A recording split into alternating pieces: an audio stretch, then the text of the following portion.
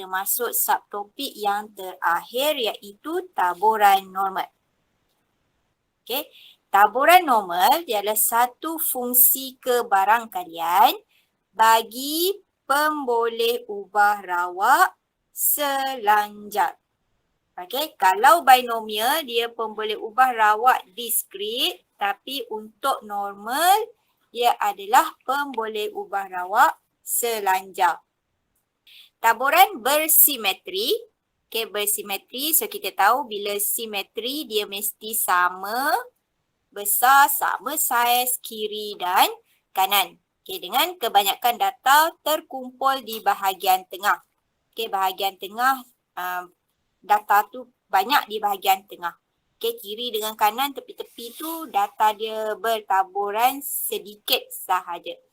Okay, bila dia berada di bahagian tengah, dia berhampiran dengan min ataupun pada min. Okay, berhampiran atau pada min. Okay, kebarangkalian bagi data semakin kurang apabila menjauhi min pada kedua-dua arah. Okay, yang awak kena ingat, taburan normal dia adalah pemboleh ubah rawak selanjar. Dia bersimetri. Okay, graf dia nanti, dia ada graf. Graf dia adalah bersimetri dengan data paling banyak di bahagian tengah. Okay, tengah dia adalah min. Okay, bahagian tengah graf tu adalah min. Okay, yang ini graf untuk taburan normal sebelum kita jadikan dia dalam bentuk piawai. Okay, lengkung dia mesti berbentuk loceng, bersimetri pada garis tegak yang melalui min. Okay, jadi graf taburan normal, min dia terletak pada titik maksimum. Okay, min dia terletak pada titik maksimum. Okay, bila kita buat satu garisan pada min, dia akan membahagikan graf kita kepada dua bahagian. Bahagian kiri dengan bahagian kanan. Okey, kita dah tahu min tu dia simetri. So, bila simetri, graf di sebelah kiri dengan graf di sebelah kanan dia akan sama besar dan nilai dia juga akan sama. Kedua-dua hujung lengkung graf melanjut tidak menyentuh paksi X. Okay, awak tengok hujung graf sebelah kiri, hujung graf sebelah kanan. Okay, graf dia akan berterusan mengikut paksi X tu. Tapi dia tak akan sentuh paksi X. Dia ikut je paksi X. Dia tak akan kena. Okay, graf tu tak akan kena pada paksi X. Okay, jumlah luas di bawah graf bersamaan dengan jumlah kebarangkalian iaitu 1 unit. Okay, so maksudnya kat sini, luas di bawah graf itu dia mewakili kebarangkalian.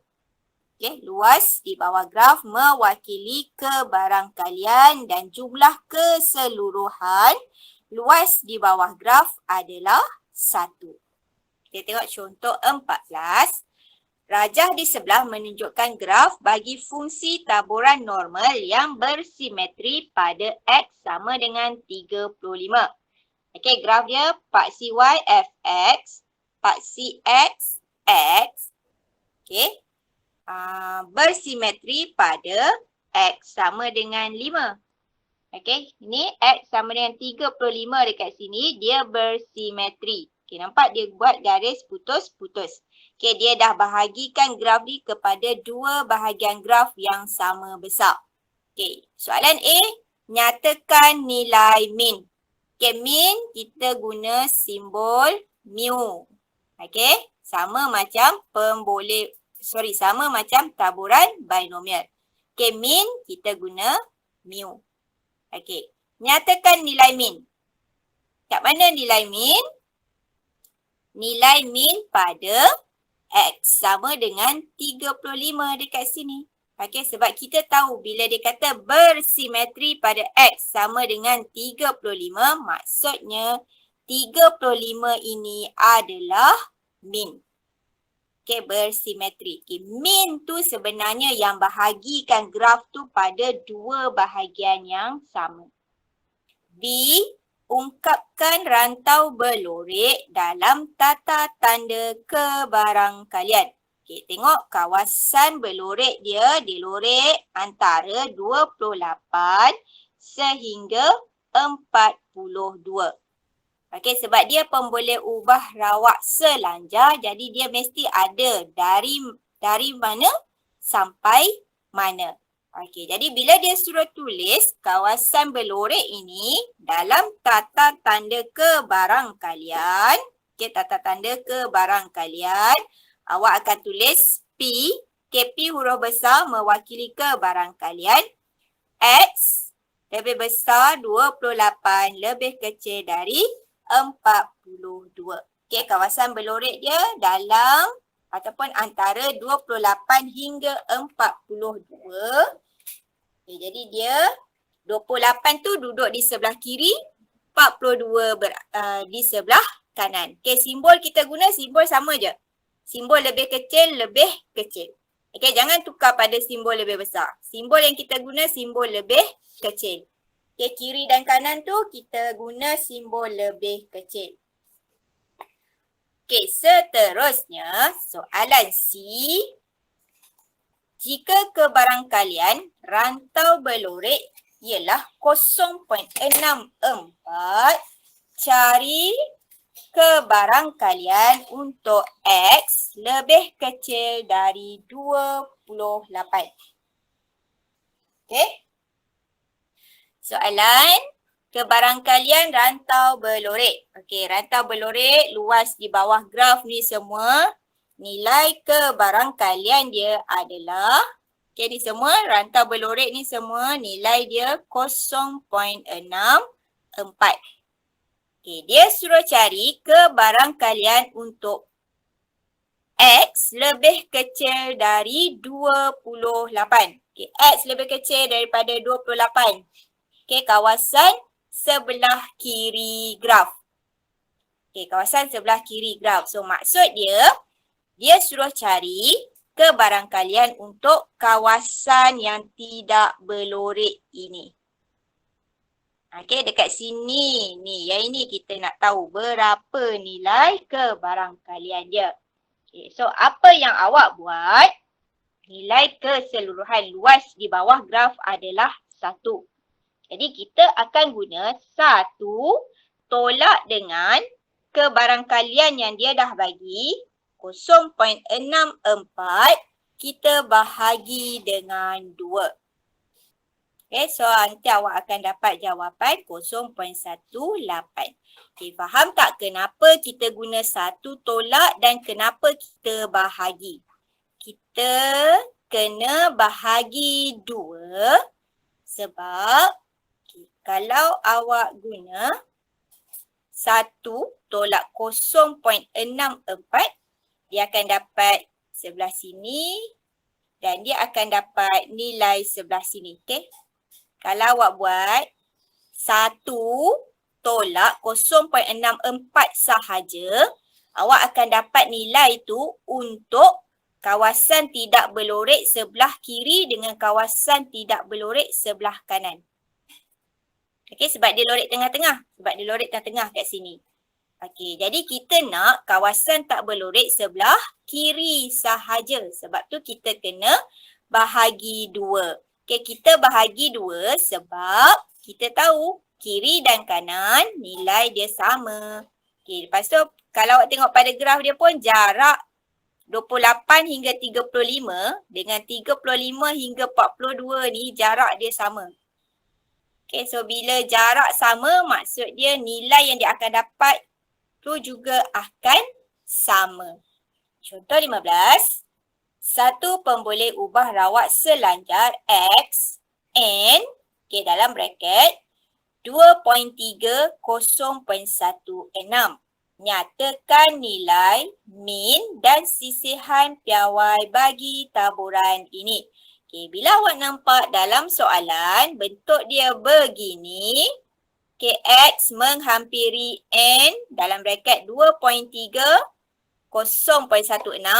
Okay, 2.3 ataupun yang di hadapan ini adalah mean dan yang kedua ini adalah variance. Okay. Yang kat depan ni kalau kita biasa tulis dalam bentuk koordinat tu, okay, X, Y. Kalau biasa kita tulis dalam bentuk koordinat. Okay, jadi X adalah mean, Y adalah variance. Okay, variance simbol dia sigma kuasa 2.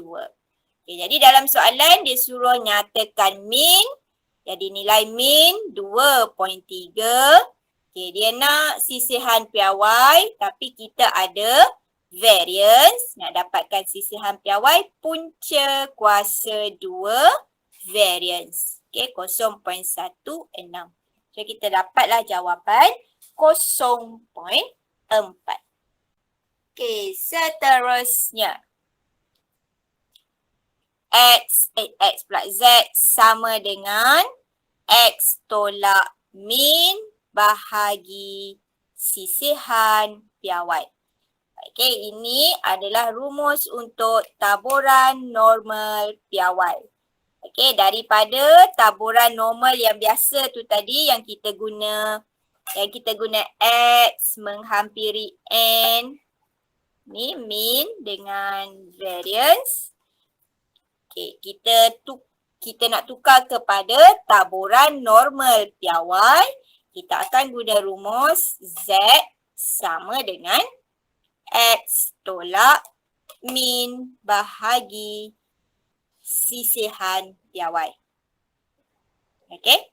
Z sama dengan X tolak mean bahagi sisihan piawai. Jadi daripada X tu tadi dia dah jadi Z menghampiri N mean sisihan piawai. Okey, bukan lagi mean dengan variance tapi mean dengan sisihan piawai yang dekat sini. Okey.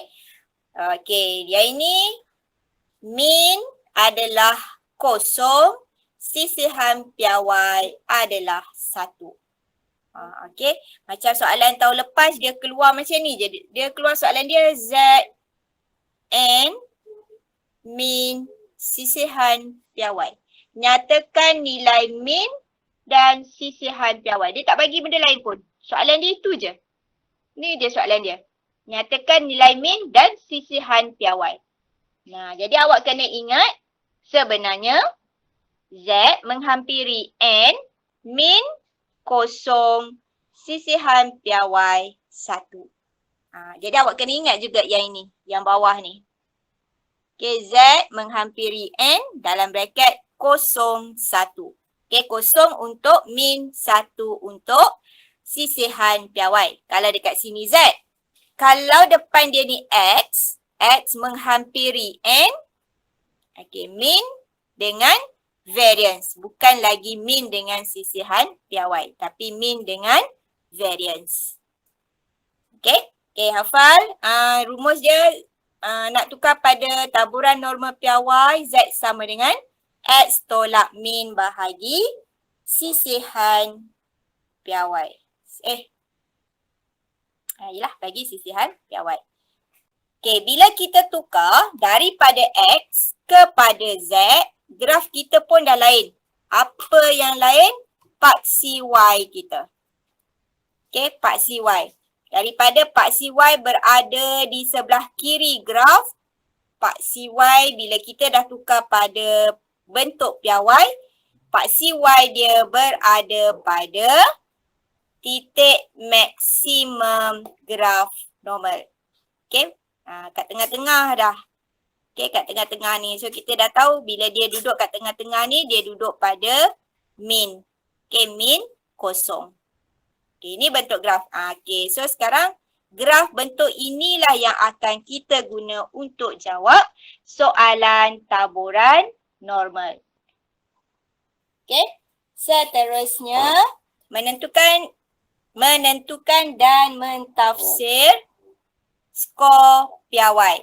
Okey, kita nak cari skor piawai Z. Okey, sebab tu tadi dekat kita punya rumus tu dia ada Z menghampiri N semua ni. 0, 1. Okey, dan kita akan guna rumus Z sama dengan X tolak min bahagi sisihan piawai. Okey, contoh 16. Satu pemboleh ubah rawak selanjar X bertaburan normal dengan min, okey dah ada min 30 sisihan piawai 8. Cari skor Z jika X sama dengan 42. Okey, soalan dia suruh cari skor Z. So, bila nak cari skor Z, kita akan guna rumus Z sama dengan X tolak min bahagi sisihan piawai. So, X kita 42 tolak min 30 bahagi sisihan piawai 8.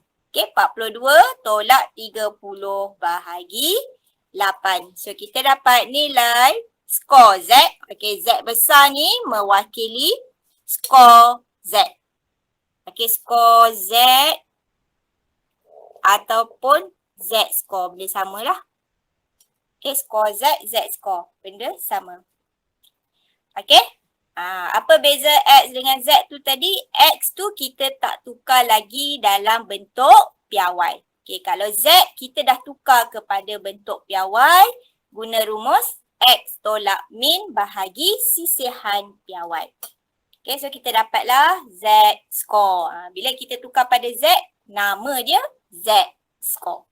Kenapa nak tukar? Sebab nanti kita nak guna jadual taburan normal.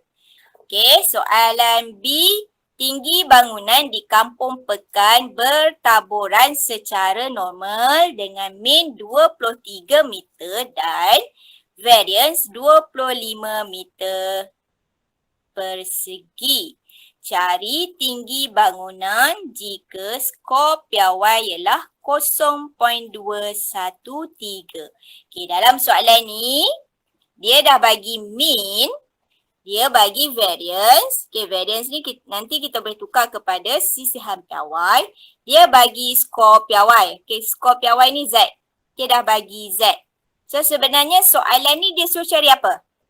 Sebenarnya, dia suruh kita cari X. Okay. So, min 23, variance, tapi rumus kita sisihan piawai. Okay, daripada variance, nak dapatkan sisihan piawai, 25, kita punca kuasa 2 kan dia. Sama dengan 5. Okay, semua maklumat dah cukup. Kita masukkanlah dalam rumus kita Z sama dengan X tolak min per sisihan piawai. Selesaikan. So, akan dapatlah nilai X dia adalah 24.065 meter. Okey. Contoh 17. Contoh 17. Taburan ukuran panjang sejenis skru yang dihasilkan oleh sebuah kilang boleh dianggap sebagai normal dengan min 10.6, sisihan piawai 3.2. Wakilkan kebarangkalian bahawa sebatang skru yang dipilih secara rawak dari kilang itu mempunyai panjang antara. Okey, panjang antara. Ada perkataan antara. Jadi, dia ada selang ataupun julat. Okey, antara 8.4 dengan 13.2 cm dengan keadaan Z ialah pemboleh ubah rawak selanjar piawai. Okey, jadi soalan ini daripada X, kita tukar dahulu kepada Z. Daripada X, kena tukar kepada Z. Nak tukar kepada Z, kita akan guna rumus X tolak min bahagi sisihan piawai. Okey, apa dia X? X adalah panjang skru yang dihasilkan. Okey, kita dah ada min 10.6, kita dah ada sisihan piawai 3.2 dekat sini. Okey, kita kena tukar dulu kepada bentuk piawai. Kena tukar kepada Z terlebih dahulu. Jadi, soalan dia suruh cari kebarangkalian. Okey, dia suruh cari kebarangkalian. Jadi kita kena tulis P. Okey, bila dia suruh cari kebarangkalian, kena tulis P dalam bracket X di antara 8.4 dan 13.2. Okey, mana nombor yang kecil? Kalau positif, nombor yang kecil berada di sebelah kiri, yang besar berada di sebelah kanan. Kalau nombor dia ada positif, ada negatif, okey, yang negatif sebelah kiri, yang positif sebelah kanan. Kalau dua-dua negatif, awak kena tengoklah nilai negatif tu mana yang besar, mana yang kecil. Okey, nilai yang besar sebelah kanan, nilai yang kecil sebelah kiri. Okey, daripada X 8.4 dengan 13.2, kita kena tukar dulu kepada Z. Okey, jadi 8.4, X dia 8.4 tolak min 10.6 bahagi sisihan piawai 3.2. So, awak kan dapat jawapan negatif 0.6875. Okey, boleh dapat jawapan negatif. Bukan satu kesalahan. Okey, yang kedua, okay, 13.2 tukar kepada Z. So, 13.2 tolak 10.6 bahagi 3.2. So, kita akan dapat Z 0.8125.